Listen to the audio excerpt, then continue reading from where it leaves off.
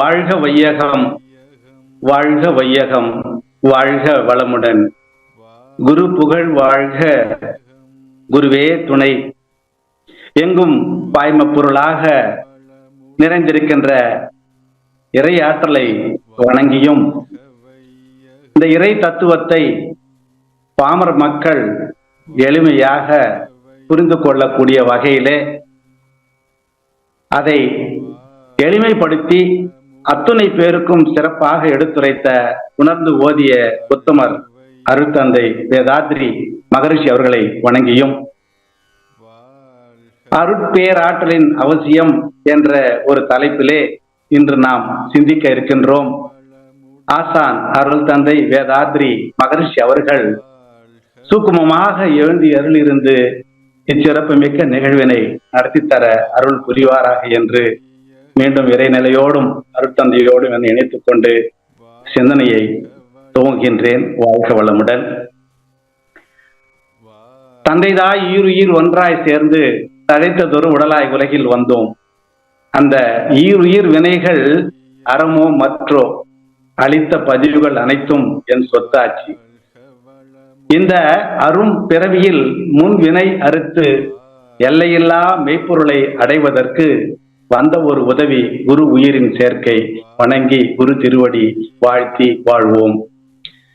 எதுவுமே இல்லாம பிறந்து எல்லாம் வேண்டுமென அலைந்து எதுவும் நிரந்தரமல்ல என்பதை தெரிந்து கொண்டு உயிரும் சொந்தமில்லை என உணர்ந்து உலகை விட்டு ஒரு நாள் பிரிந்து செல்வதுதான் வாழ்க்கை என்பதை நாம் அனைவரும் அறிந்திருக்கின்றோம்.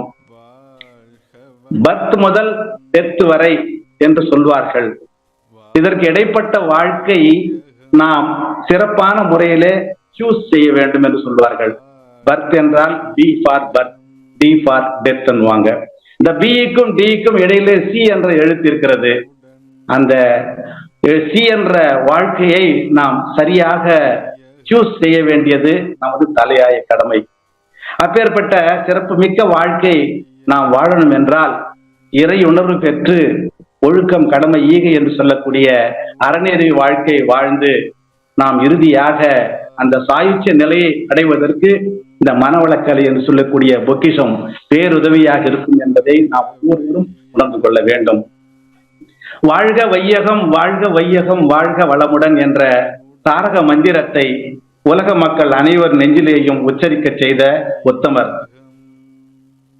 எண்ணம் ஆராய்தல், ஆசை சீரமைத்தல், சினம் தவிர்த்தல், கவலை ஒழித்தல் என்ற தத்துவங்களை அனைவருக்கும் எடுத்துரைத்ததாலே இவர் ஒரு மனோதத்துவ நிபுணர். விஞ்ஞானத்தையும் மெய்ஞானத்தையும் ஒருங்கிணைந்து பேசுவதிலே வித்தகர். உலக மக்கள் அனைவர் நெஞ்சிலேயும் கொழுந்து விட்டு எரிந்து கொண்டிருக்கின்ற பிரம்ம ஞான சுடர். 2000 நெசவு தொழிலாளர்களை வைத்து சிறப்பான முறையிலே நெசவு தொழில் செய்த தொழில் அதிபர்.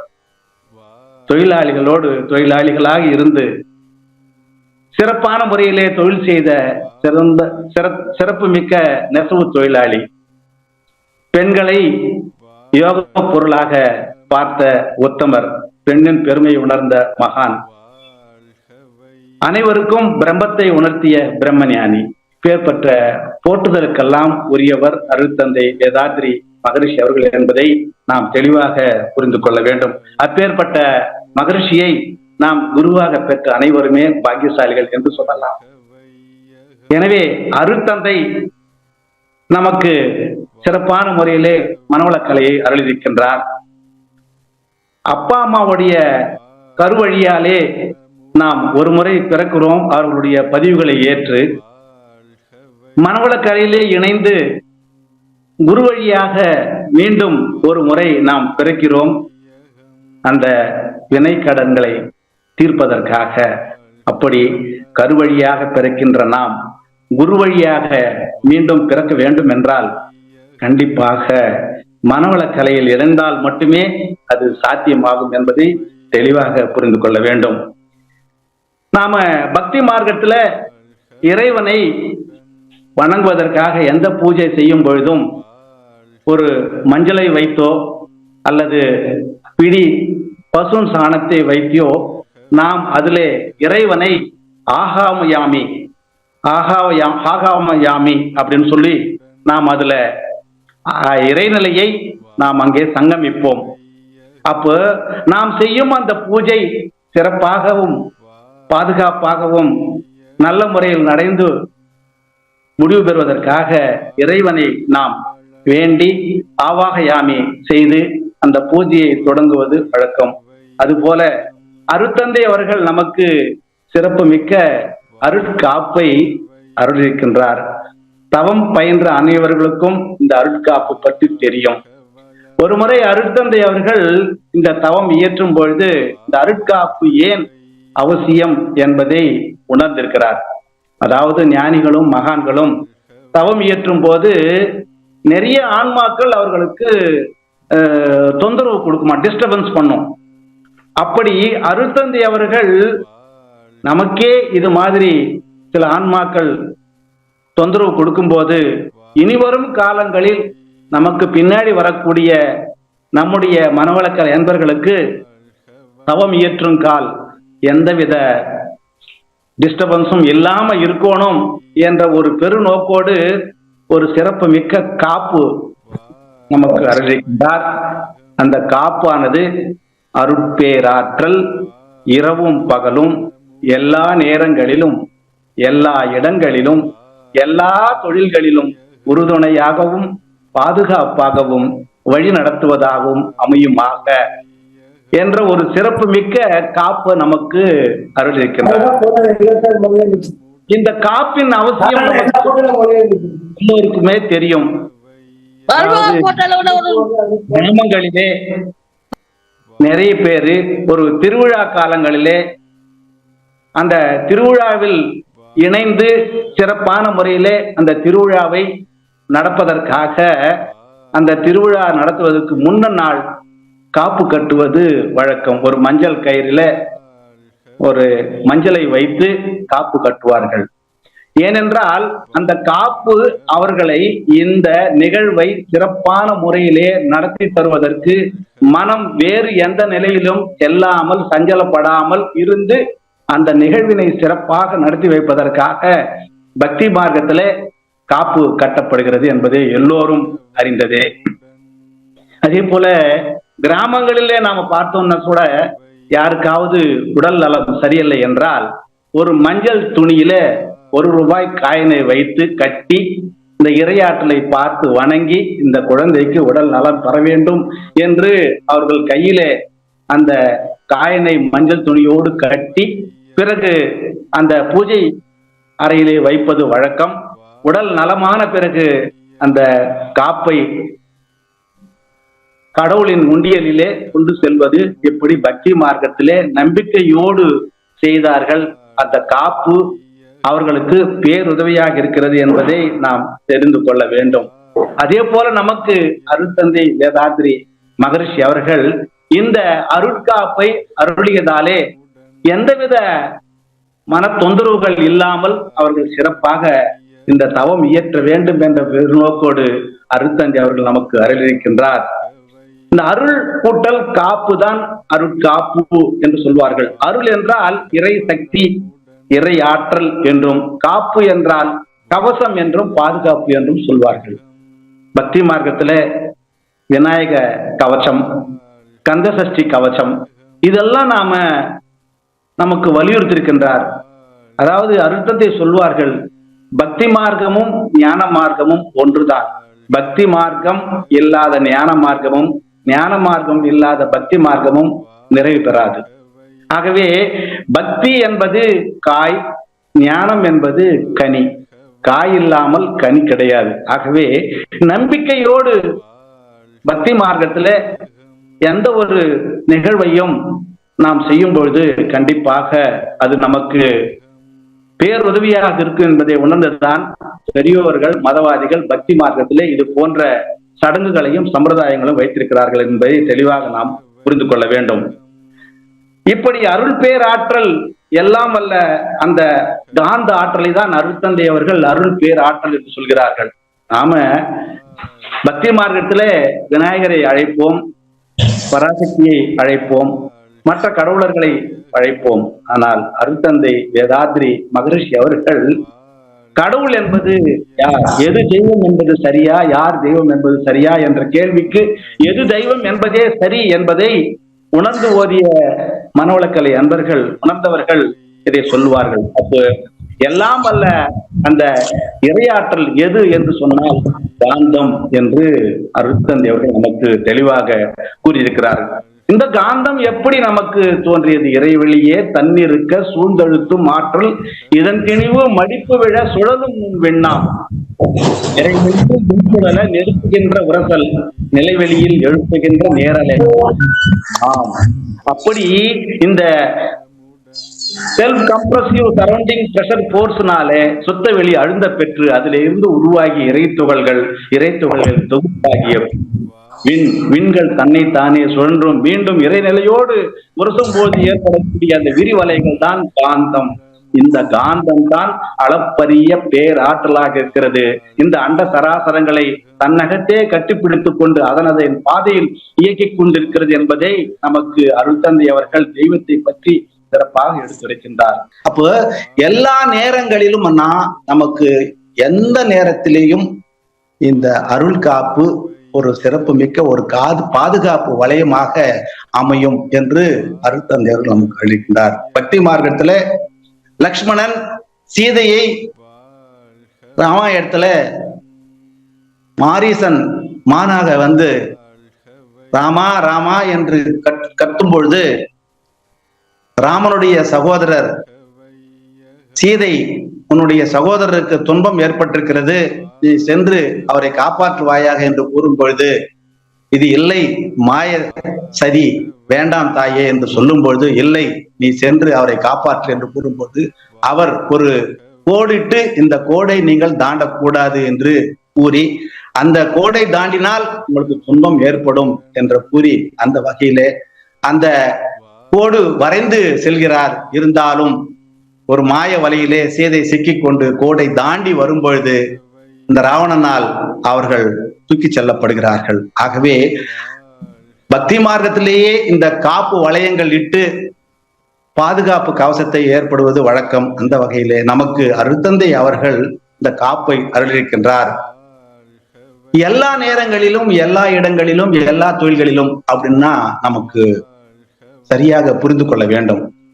அருட்தந்தை அவர்கள் இந்த வார்த்தை எப்படி ஒரு படி சென்று உயர்ந்திருக்கிறார் என்றால், பக்தி மார்க்கத்தில் தெரியும் பக்த பிரகலாதா என்ற திரைப்படத்திலே இரண்ய கசிபு என்பவர் தவசாலி, நல்ல பல தவங்களை ஆழ்ந்து செய்து கடும் தவம் புரிந்து தெய்வத்திடம் பல வரங்களை பெற்றவர். அந்த வரங்களுள் சாகா வரம் என்ற ஒரு வரம் பெற்ற போது இறைவன் தோன்றி நீ செய்த தவத்தை நான் மெச்சினேன் என்று உனக்கு என்ன வரம் கேள் என்று கேட்டபோது எனக்கு சாகா வரம் வேண்டும் என்பதை கேட்கிறார்.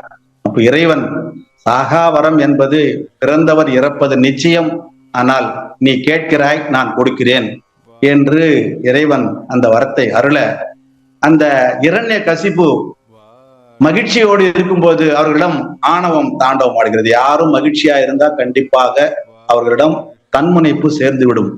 அப்படி மகிழ்ச்சியாக இருக்க இனி வரும் காலங்களில் எனது நாட்டில் என்னை தான் தெய்வமாக வணங்க வேண்டும் என்று கூறி இரண்ய கசிபாய நமக என்று சொல்ல செய்கிறார். அப்படி சொல்ல தவறிய தன் மகன் பிரகலாதன் அந்த மந்திரமே அவருக்கு காப்பாக அமைகிறது. அப்படி அவர்கள் இறைவனிடம் காயம் பண்றார். நமக்கு சிற்றறிவு, மனிதர்களுக்கு எப்பொழுதுமே சிற்றறிவு.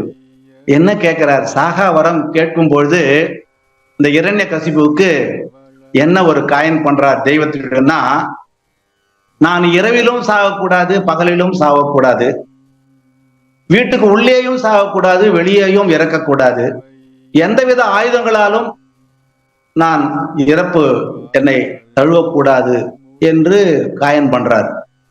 ஏன்னா மனித இனத்திற்கு அறிவு சிற்றறிவு, தெய்வமோ பேரறிவு மிக்கது. ஏன்னா நாம் உண்ணும் உணவை 7 தாதுவா மாற்றக்கூடிய தகைமை தெய்வத்துக்கு மட்டுமே தான் உண்டு. நாம உட்கார்ந்து ஒரு ஜோல்லா பைய மாட்டிக்கிட்டு நாம் என்னென்ன சாப்பிடுறோமோ அத்தனையும் நமக்கு பக்கத்துல இருக்கக்கூடிய ஜோல்லா பையில போட்டுட்டே வந்தா அந்த ஜோல்லா பையில போடக்கூடிய அத்துணை உணவும் 1 மணி நேரம் 2 மணி நேரத்துக்கு பின்னாடி அது துர்நாற்றம் வீசும். ஆனால் அதே உணவை நம் வாய் வழியாக உடலுக்குள் செலுத்தும் பொழுது நம் வயிற்றுக்குள்ளே அத்துணையும் இருக்குது அல்லவா? அப்ப அந்த துர்நாற்றம் வீசாமல் யார் அதை பாதுகாப்பு? நமக்குள்ளாக இருக்கக்கூடிய அந்த இறைநிலை தான் உள்ளம் பெரும் கோயில் ஊனுடம்பு ஆலயம் வள்ளல் பிரானார்க்கு வாய் கோபுர வாசல் தெள்ள தெளிந்தார்க்கு சீவன் சிவலிங்கம் என்று சொல்வார்கள். அப்போ நமக்குள்ளாக இருக்கக்கூடிய அறிவு என்று சொல்லக்கூடிய அந்த பேராற்றல் தான் எல்லாவற்றையும் பரிபக்குவமாக ஆக்கி அனைத்தையும் இயக்கிக் கொண்டிருக்கிறது என்பதை நாம் உணர்ந்து கொள்ள வேண்டும். ஆனால் நமது சிற்றறிவுக்கு எட்டாத காரணத்தினால் இரண்யகசிபு சாகாவரம் இப்படி கேட்கிறார். ஆனால் அதே பக்த பிரகலாதன் ஓம் நமோ நாராயணாய நமஹா அப்படின்னு தன்னுடைய எண்ணத்தை வலியுறுத்த எந்த எண்ணம் மீண்டும் மீண்டும் அழுத்தத்தை கொடுத்து நாம் சொல்கின்றோமோ அந்த எண்ணமே நமக்கு காப்பாக அமையும். அருட்தந்தை அவர்கள் எந்த சூழ்நிலையிலும் இந்த அருட்காப்பை போட்டுக் கொள்ள வேண்டும் என்று சொல்லும் போது அந்த அருட்காப்பு நமக்கு பேருதவியாக இருக்கும் என்று வலியுறுத்துகின்றார்.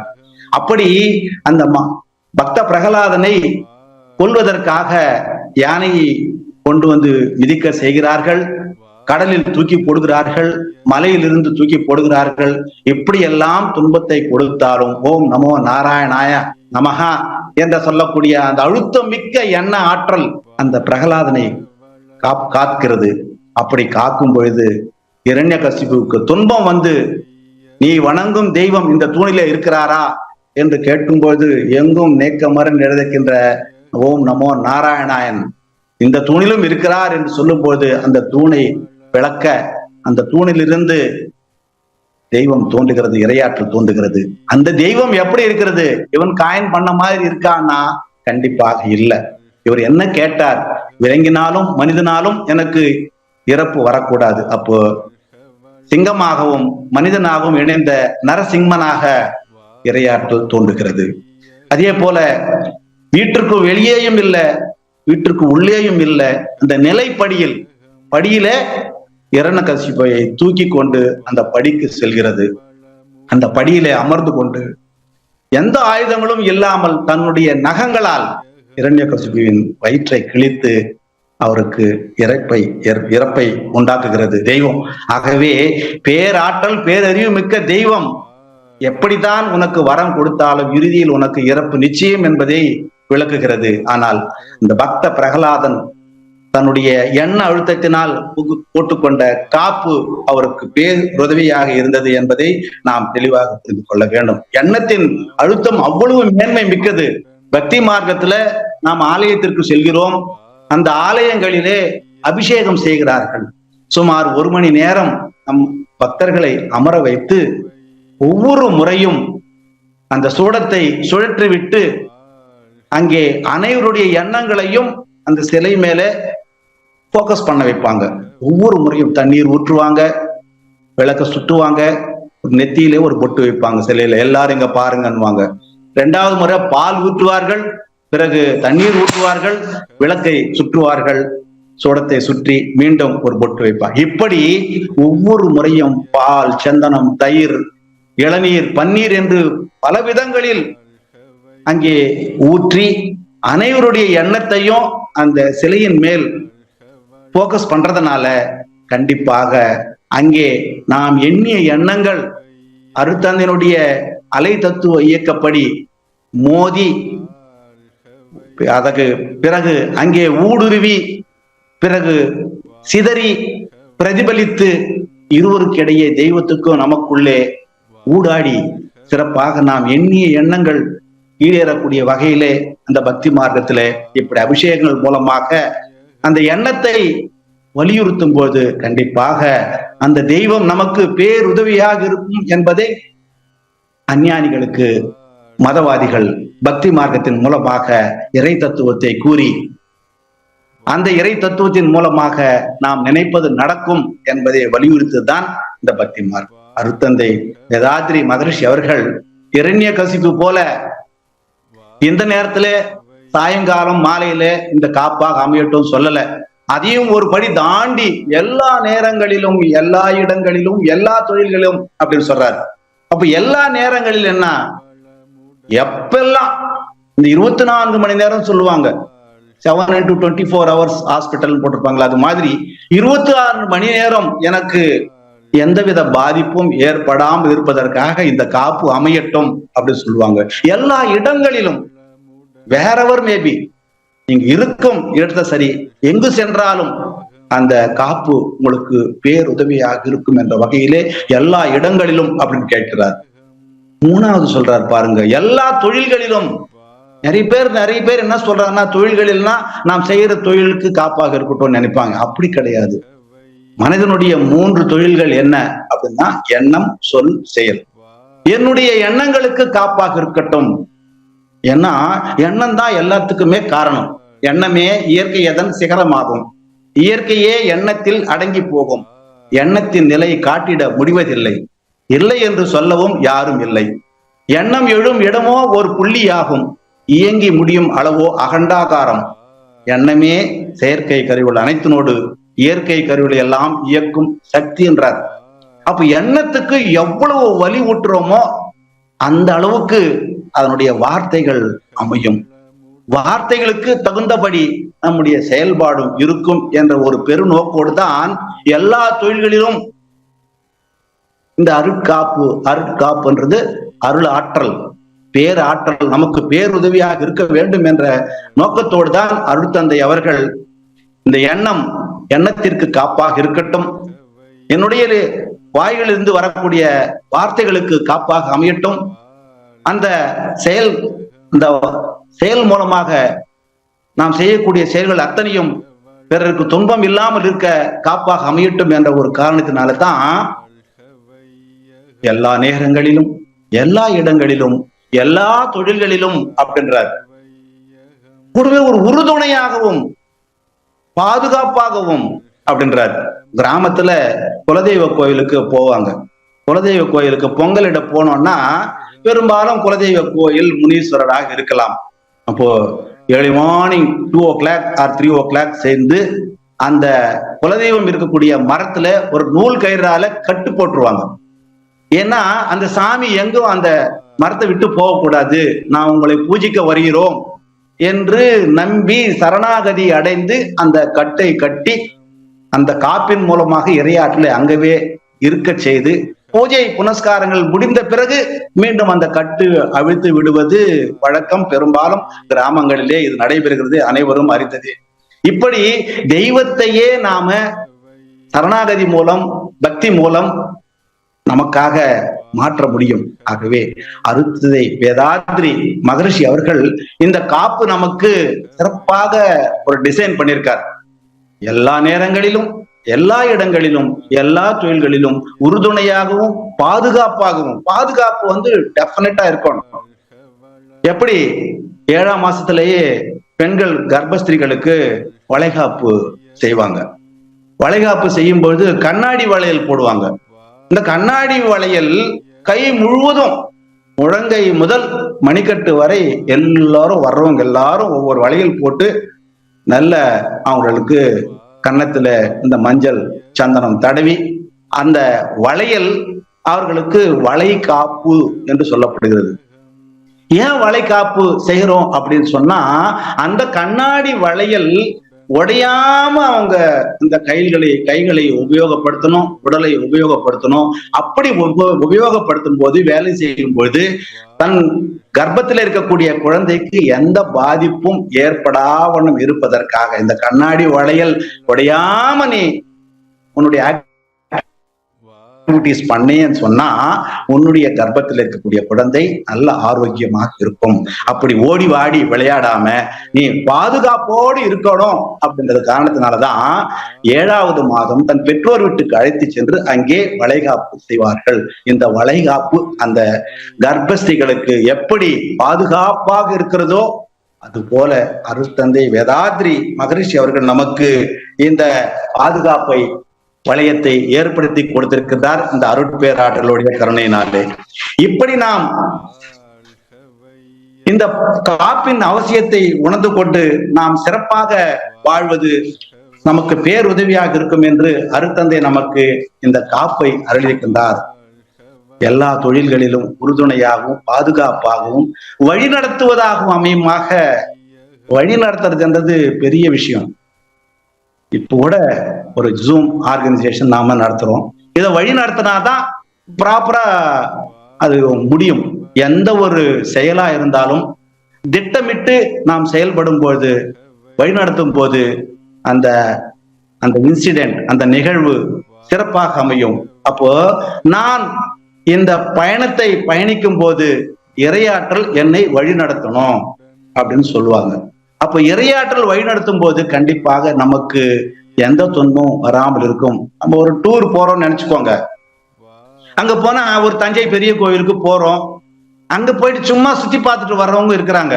ஆனால் அங்கே இருக்கக்கூடிய ஒரு கைடு நாமினேட் பண்ணி ஒரு 20 பேர் சேர்ந்து அவருக்கு ஒரு 5 ரூபாய் வீதம் 100 ரூபாய் கொடுக்கும் போது அந்த கைடு மூலமாக அந்த தஞ்சை பெரிய கோவிலுடைய அத்துணை வரலாறையும் சிறப்பாக புரிந்து கொள்ளக்கூடிய வகையிலே அந்த கைட் அந்த சுற்றுலா செல்லக்கூடிய அன்பர்களை அழைத்து சென்று என்னென்ன சொல்ல வேண்டும் என்னென்ன காட்ட வேண்டும் என்று சிறப்பாக காட்டக்கூடிய வகையிலே அந்த கைட் எப்படி வழிகாட்டியாக இருக்கின்றாரோ அது போல இந்த பாதுகாப்பு கவசத்திற்கு இறையாற்றல் வழிகாட்டியாக இருக்கணும் அப்படின்னு சொல்றாரு.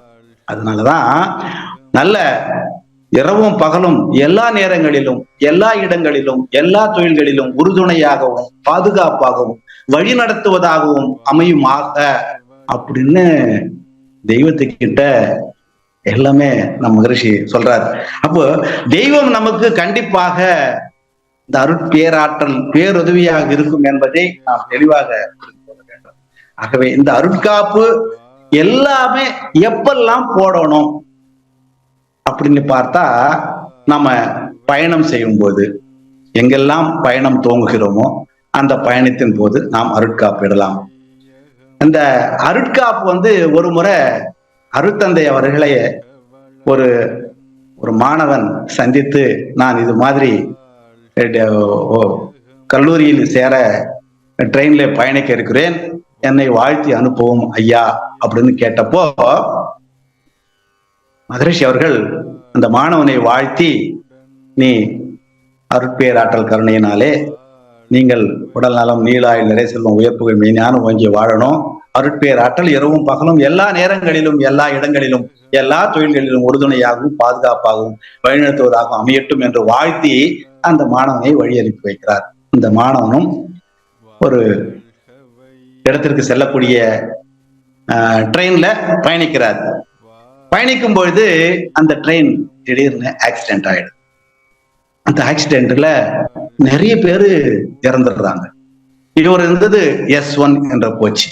அந்த S1 கோச்ல நிறைய பேரு இறந்துடுறாங்க. ஆனால் இந்த மாணவன் மட்டும் தப்பிக்கிறார். எப்படி சாத்தியம் அப்படின்னா, இந்த மாணவன் அருட்தந்தனுடைய மனவளக்கலை புத்தகம் ஒன்றை படித்துக் கொண்டிருக்கும் பொழுது அந்த S1 கோச்ல S2 கோச்ல இருக்கிற ஒருத்தர் பார்த்து அப்படி வழிநடையா வரும்போது, ஆமாப்பா நீ மனவளக்கலையை சேர்ந்தவரா? ஆமா ஐயா. ஓ சரி, வாங்க என் பொட்டிக்கு, என்னுடைய S2 கோச்சுக்கு வாங்கல, கொஞ்ச நேரம் நம்ம பேசலாம் அப்படின்னு சொல்லிட்டு S1 கோச்ல இருந்த அந்த மாணவனை அழைத்து கொண்டு S2 கோச்சுக்கு செல்றார்.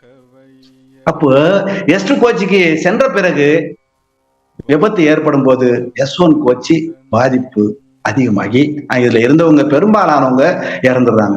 பாருங்க, அருட்தந்தை வேதாத்ரி மகரிஷி அவர்கள் தான் இட்ட காப்பின் மூலமாக எப்படி அந்த காப்பு பேருதவியாக அமைந்தது என்பதை தெளிவாக புரிந்து கொள்ள வேண்டும்.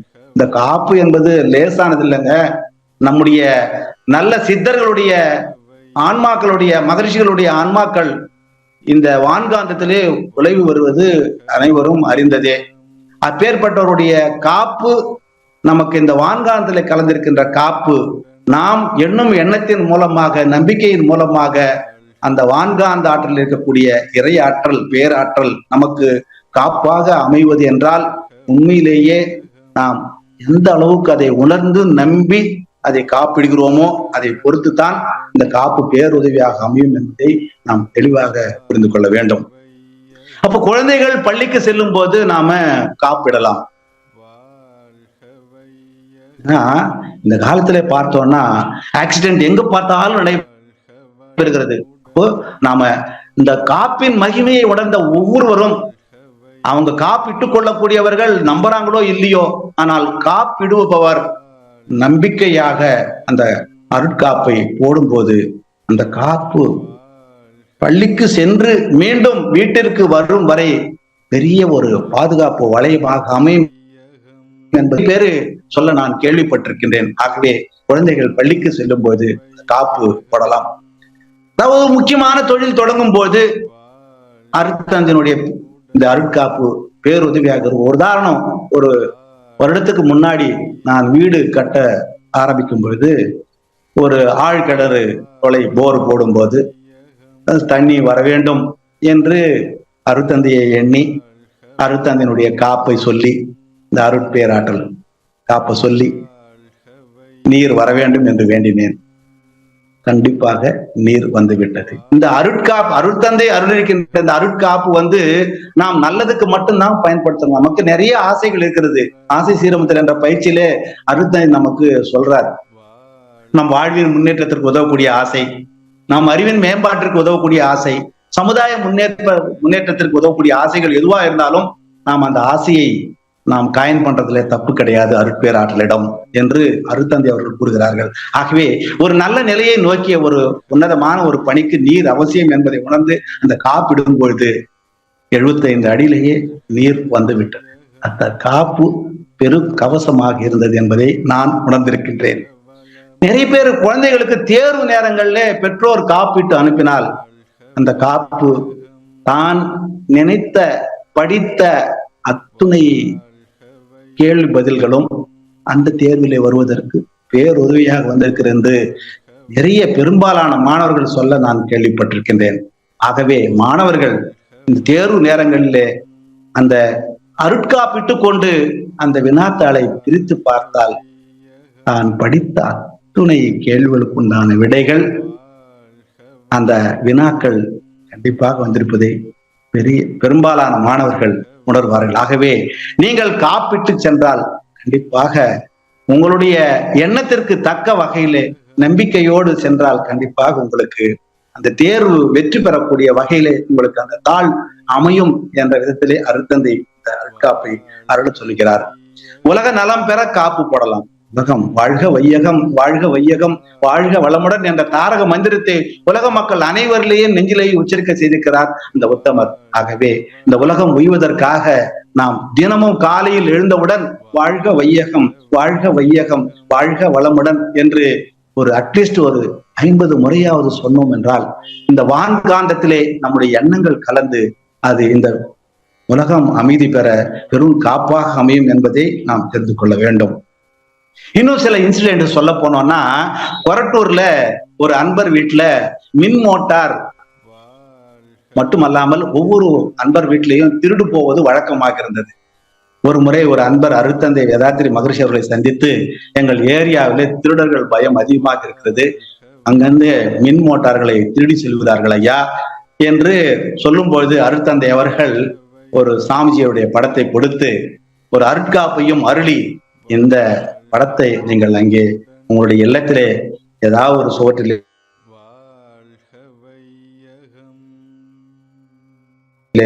என்று சொல்லி அனுப்ப அந்த அன்று இரவு அந்த மின் மோட்டார் திருடக்கூடிய திருடர்கள் வந்தார்களாம்.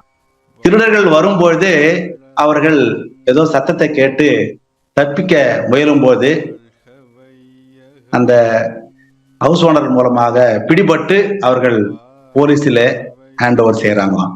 அப்போ போலீஸ்ல ஹேண்ட் ஓவர் செய்யும் போது என்ன சொல்றாங்க, அவங்க அதாவது எப்படி நீ தப்பிக்க நினைத்தாய், தப்பிக்கும் போதுதான் ஒரு சத்தம் கேட்டு ஹவுஸ் ஓனர் எழுந்துடுறாரு, எப்படி ஏன் நீ திருட வந்தவன் ஏன் தப்பிக்க போன அப்படின்னு கேட்கும்போது, நான் திருட நினைக்கும் பொழுது ஒரு பெரியவர் பெரிய கம்பை சுழற்றிக்கிட்டு ஓடு ஓடு ஓடு என்று விரட்டினார். அதை பார்த்த உடனே எனக்கு பயம் ஏற்பட்டு விட்டது என்று அந்த திருடர்கள் சொல்ல, அந்த காப்பு தான் அருட்தந்தை வேதாத்ரி மகரிஷி அவர்கள்தான் அந்த பெரியவராக வந்திருந்து அந்த பெரிய கம்பை சுழற்று அந்த திருடனை ஓட வைத்தார் என்று அவர்கள் கூறினார்களாம். ஆகவே அருட்தந்தையினுடைய காப்பு எந்த ரூபத்திலேயும் வந்து அது நமக்கு காப்பாக அமைகிறது என்பதை நாம் தெளிவாக புரிந்து கொள்ள வேண்டும். அது மட்டும் அல்லாது அருட்தந்தை வேதாத்ரி மகரிஷி அவர்கள் சுமார் 20 முறை வெளிநாடுகளுக்கு விமானம் மூலம் பயணித்திருக்கின்றார். அந்த விமானத்தின் மூலமாக பயணிக்கும் பொழுது அருட்காப்பு இட்டுக் கொண்டுதான் அந்த விமானத்திலே ஏறுவார். ஆகவே அப்படி அவருடைய பயணம் இனிதே நடைபெறுவதற்கு இந்த அருட்காப்பு பேருதவியாக இருந்திருக்கிறது என்பதை நாம் ஒவ்வொருவரும் உணரணும். அதே போல கூடுவாஞ்சேரியிலிருந்து இந்த கொத்தவால் சாவடி வரையில வந்து லுங்கிகள் விற்றுவிட்டு மீண்டும் எக்மோர் வழியாக கூடுவாஞ்சேரிக்கு திரும்புவது வழக்கம். ஒருமுறை இவர்கள் காலதாமதமாகி அந்த எக்மோர்ல ட்ரெயின் பிடிக்கணும் அப்படின்ற காரணத்தினால கூட வந்து ஒரு ட்ரெயின் பிடிக்க முடியுமா ஐயா? கண்டிப்பாக ட்ரெயினை பிடிக்கலாம், நான் போட்டிருக்கின்ற காப்பு எனக்கு பேருதவியாக இருக்கும் என்று சொல்லி எண்ணி தனக்குள்ளாகியே அந்த ட்ரெயின் இருக்கணும், நாங்கள் அந்த ட்ரெயினை பிடிச்சு கூடுவாஞ்சேரிக்கு நேரத்தோடு போகணும் அப்படின்னு சொல்லி காப்பு எக்மோருக்கு வர 5 மணிக்கு புறப்பட வேண்டிய அந்த ரயில் 5:30 மணிக்கு இவர்கள் வந்த பிறகு ஏறிய பிறகு புறப்பட்டுதான் பாருங்க. இப்படி அவருடைய எண்ணத்தின் மூலமாக அந்த இட்டுக்கொண்ட அந்த காப்பு எப்படி அமைந்தது. ஆனால் இந்த காப்பு சுயநலமாக இல்லாமல் பொதுநலமாக இருக்க வேண்டும் என்ற ஒரு நோக்கத்தோடு இந்த காப்பு அனைவருக்கும் சிறப்பாக அமையட்டும் என்ற ஒரு நோக்கத்தோடு தான் இந்த சிறப்பு மிக்க காப்பை நமக்கு அருளியிருக்கின்றார் அருட்தந்தை வேதாத்ரி மகரிஷி அவர்கள். அதே போல எனக்கு ஏற்பட்ட சில அனுபவங்களை நான் சொல்ல கடமைப்பட்டிருக்கின்றேன். ஒரு 5 வருடங்களுக்கு முன்னாடி என்னுடைய மைத்துனன் வாக்கிங் செல்லும் பொழுது ஒரு ஆக்சிடென்ட் ஆயிருச்சு, ரோடு ஆக்சிடென்ட். அப்போ தலையில் பலத்த அடி. எங்களுக்கு தகவல் வந்தவுடன் நாங்க ஆம்புலன்ஸ்ல அழைத்து கொண்டு சென்னைக்கு செல்கிறோம். அப்பொழுது தலையிலிருந்து அவருக்கு ரத்த கசிவு ஏற்பட்டு மூச்சு பேச்சு இல்லாம இருக்கார். நான் ஆம்புலன்ஸ்ல ஏறின முதல் கொண்டு சென்னை பெரிய மருத்துவமனை GHக்கு போற வரையிலையும் அருட்காப்பு போட்டுக்கொண்டே சென்றேன். அருட்பேர் ஆற்றல் இரவும் பகலும் எல்லா நேரங்களிலும் எல்லா இடங்களிலும் எல்லா தொழில்களிலும் உறுதுணையாகவும் பாதுகாப்பாகவும் வழி நடத்துவதாகவும் அமையுமாக இவருக்கு எந்தவித தொந்தரவும் இல்லாமல் சிறப்பாக இவர் மீண்டு வரணும் அப்படின்னு நினைச்சு அந்த காப்பிட்டு கொண்டே சென்றேன். சுமார் 1.5 மணி நேரம் டிராவல் ஆம்புலன்ஸ்.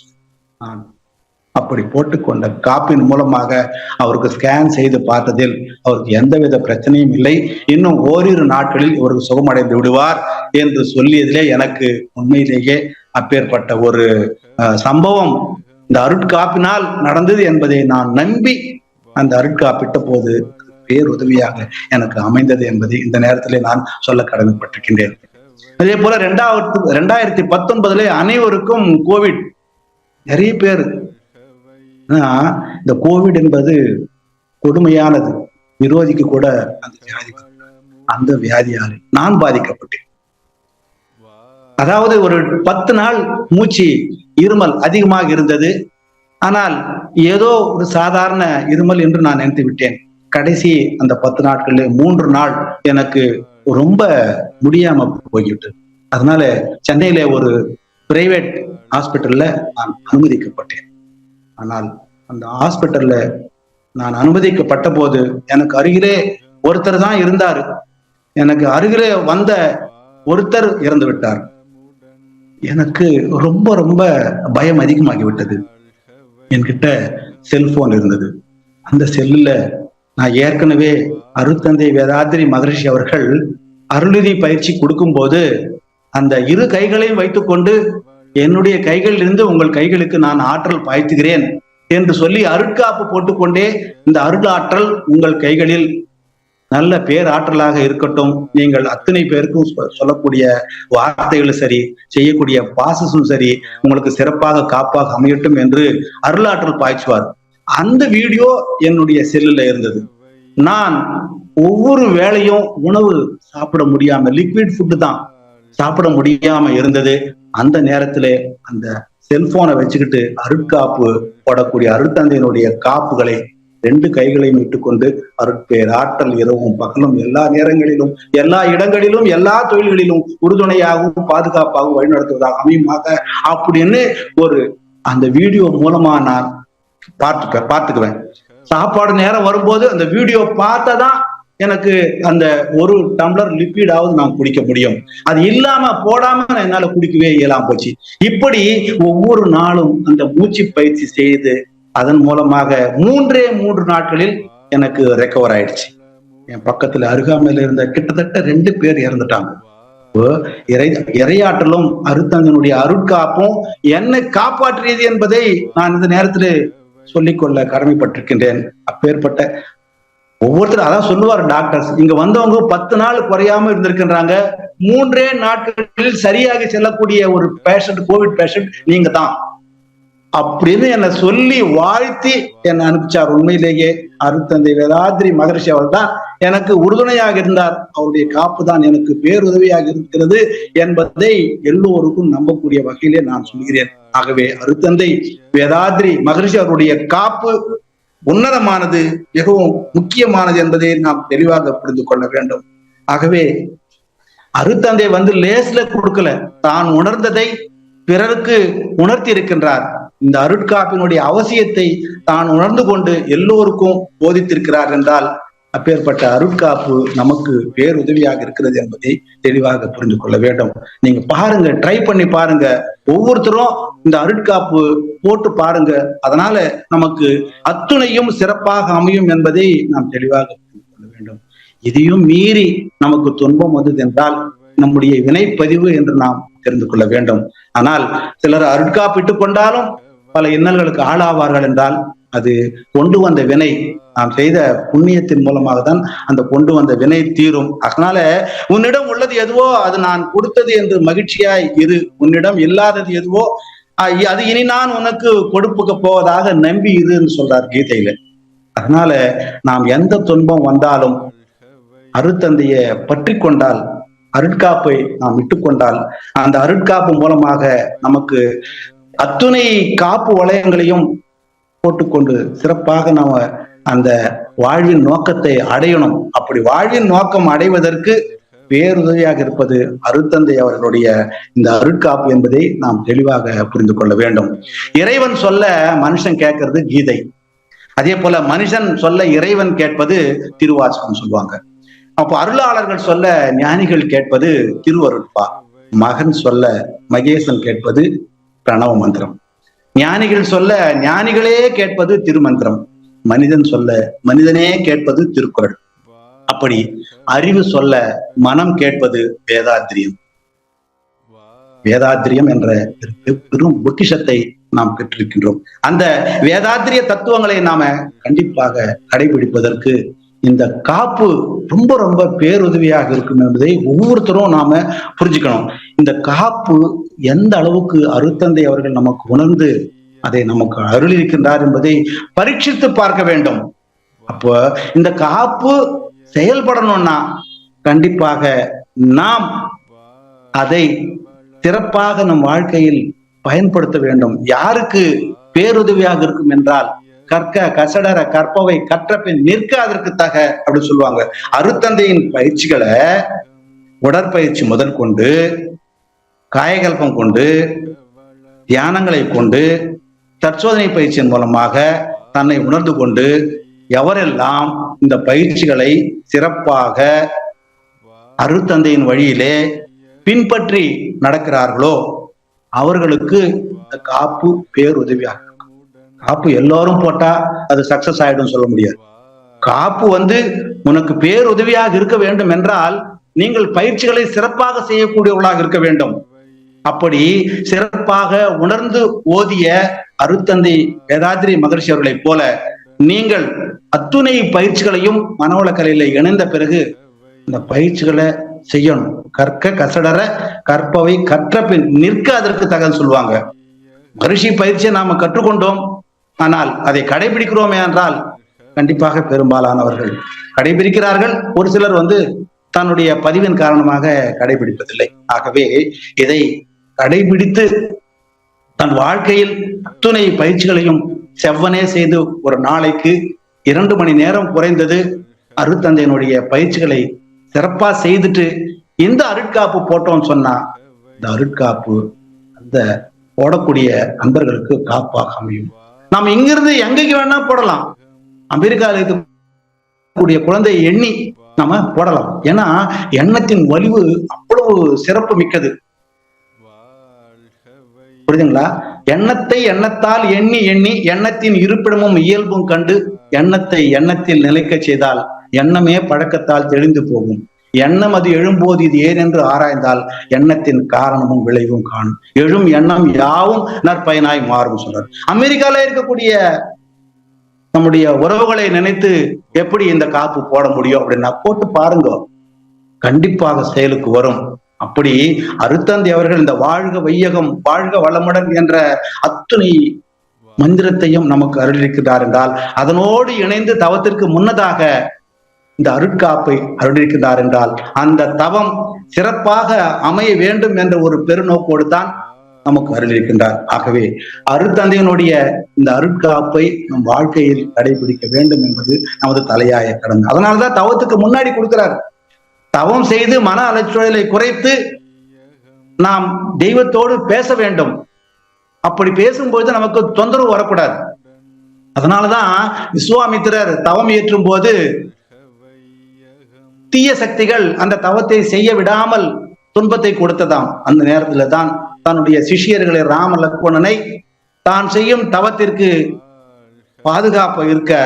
பாதுகாப்பாக இருப்பதற்காக ராமாயணத்துல ராம லக்ஷ்மணனை அழைக்கிறார் அவர். அது போல நமக்கு ஆசான் அருள்தந்தை அவர்கள் இந்த உலக சமுதாய சேவா சங்கம் என்ற பெரிய நிறுவனத்திலே மனவள கலைகள் மன்றங்களை உருவாக்கி அதுல பல அறக்கட்டளைகளை உருவாக்கி அந்த அறக்கட்டளையில் வருகின்ற அத்துணை அன்பர்களையும் விடுவிப்பதற்காக சிறப்புமிக்க பயிற்சிகளை கொடுத்திருக்கிறார். அந்த பயிற்சிகளே நாமே மேம்படுத்திக் கொள்வதற்கு இந்த காப்பு பேருதவியாக இருக்கும் என்பதை ஒவ்வொருத்தரும் நாம உணரணும்.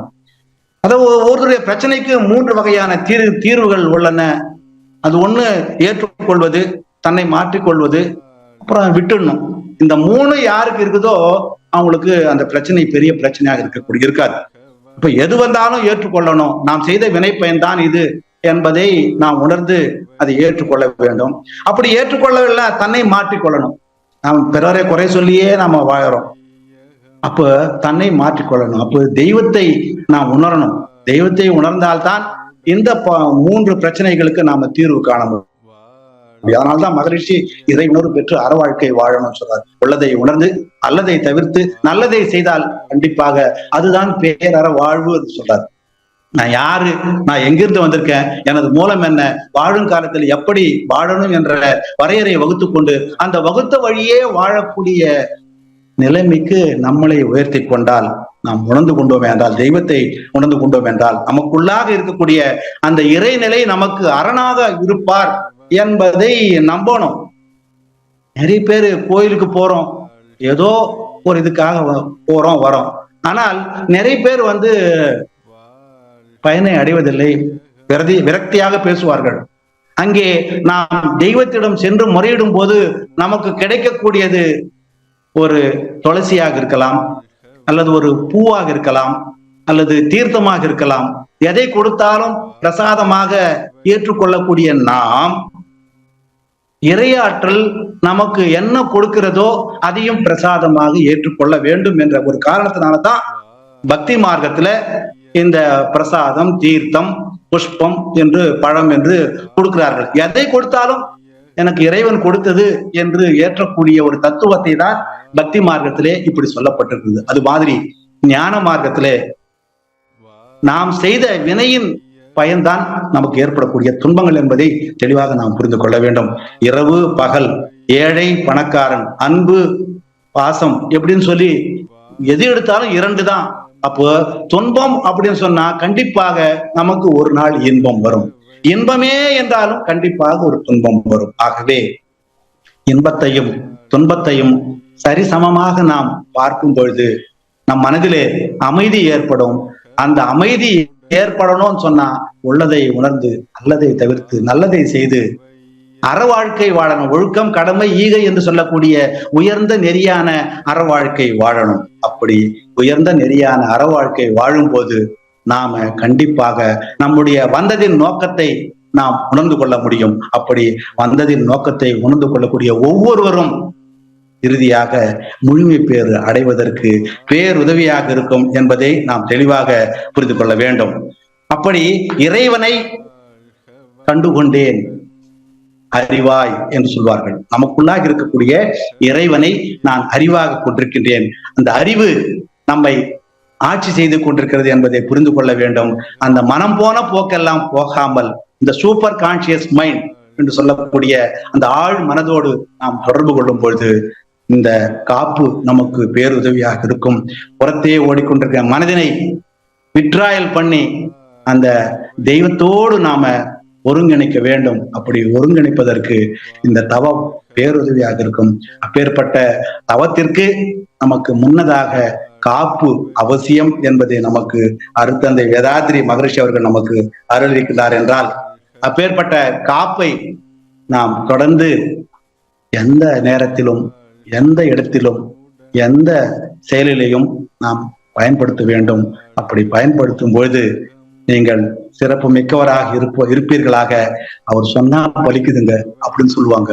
அப்போ அவர் சொன்னா பலிக்குது அப்படின்னு சொன்னா நீ அந்த அளவுக்கு அருட்தந்தையினுடைய பயிற்சிகளை சிறப்பா செய்தவர்களா இருந்தால், அருட்தந்தையினுடைய காப்பு தான் என்னை காப்பாற்றியது என்றால் அருட்தந்தை எந்த அளவுக்கு ஆழ்ந்து அதை நமக்கு வடிவமைத்து கொடுத்துட்டார் என்பதை தெரிந்து கொள்ள வேண்டும். அப்படி வடிவமைத்து கொடுத்து நமக்கு அருளிக்கின்ற அந்த காப்பை நாம் பிறருக்கு கொடுக்கணும்னா கண்டிப்பாக அருட்தந்தையினுடைய பயிற்சிகளை சிறப்பா செய்யணும்.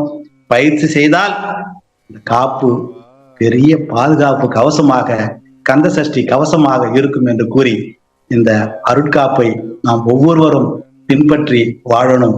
வாழ்க்கையில் எல்லா வளங்களையும் பெற வேண்டும் என்று கூறி இந்த பையமெல்லாம் வாழட்டும், வாழ்க்கை வளம் காத்தினிதாய் வளரட்டும், மெய்யறிவு வாழ்க்கை இன்ப துய்த்தலிலே உய்ய மெய்ப்பொருள் நாட்டம் உலகெங்கும் மக்களிடம் ஓங்குக மேலோங்குக, உள்ளமெல்லாம் ஒன்றுபட என்று வாழ்த்தி, நீங்களும் உங்கள் அன்பு குடும்பமும் உடல் நலம், நீளாயுள், நிறை செல்வம், உயர் புகழ், மெய்ஞானம் ஓங்கி பல்லாண்டு காலம் வாழ்க வளம் என்று வாழ்த்தி நிறைவு செய்து கொள்கிறேன். வாழ்க வளமுடன். வேண்டுமென நித்தமும் ஆண்டவனை இறைஞ்சியவர், நித்தமும் ஆண்டவனை இறைஞ்சியவர், வேதத்தின் சாரத்தை நமக்கு நல்கிய வேதாத்ரி மகரிஷியை வாழ்க வளம் வணங்கிடுவோம். வாழ்க வளம். வாழ்க்கையே வணிகம் ஆகாமல் காக்க, வாழ்க வளம்.